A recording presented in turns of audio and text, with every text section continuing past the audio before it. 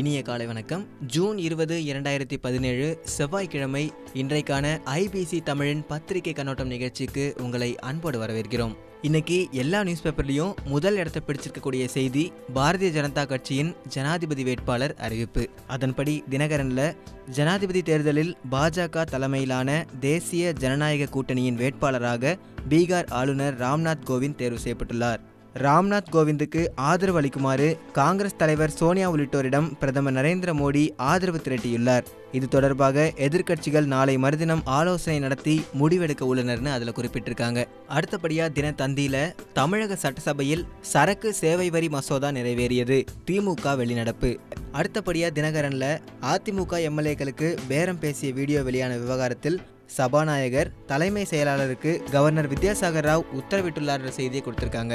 இதோட கண்டினியூட்டியை தான் தினத்தந்திலையும் பணம் கொடுக்கப்பட்டதாக அதிமுக எம்எல்ஏக்களின் பேச்சு அடங்கிய சிடி சபாநாயகர் தலைமை செயலாளருக்கு கவர்னர் அனுப்பி வைத்தார், நடவடிக்கை மேற்கொள்ள உத்தரவுன்னு குறிப்பிட்டிருக்காங்க.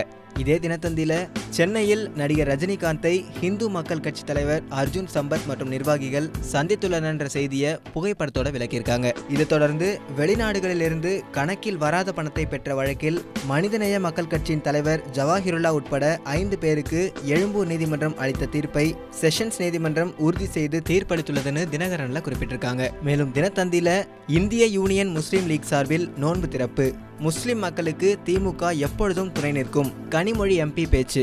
இதுக்கு அடுத்தபடியா தினமலர்ல சர்வதேச யோகா தினம் நாளை கொண்டாடப்படுவதை முன்னிட்டு உத்தரப்பிரதேச மாநிலம் லக்னோவில் நேற்று நடந்த யோகா பயிற்சியில் ஏராளமானோர் ஆர்வமுடன் பங்கேற்றனர்னு புகைப்படத்தோட விளக்கியிருக்காங்க.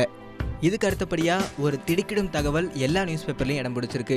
அதன்படி தினகரன்ல குமரி கேரள எல்லையில் தனியார் பஸ்ஸில் கட்டுக்கட்டாக இங்கிலாந்து நாட்டு பணம், கானா நாட்டை சேர்ந்தவர் கைதுன்னு குறிப்பிட்டிருக்காங்க. விளையாட்டு செய்திகளை பொறுத்த வரைக்கும் உலக ஹாக்கி லீக் அரையிறுதி சுற்றில் இன்று நடைபெறும் லீக் ஆட்டத்தில் இந்தியா நெதர்லாந்து அணிகள் பல பரீட்சை நடத்துகின்றன. இதுக்கு அடுத்தபடியா ஒருநாள் கிரிக்கெட் தரவரிசையில் இந்திய அணிக்கு பின்னடைவு.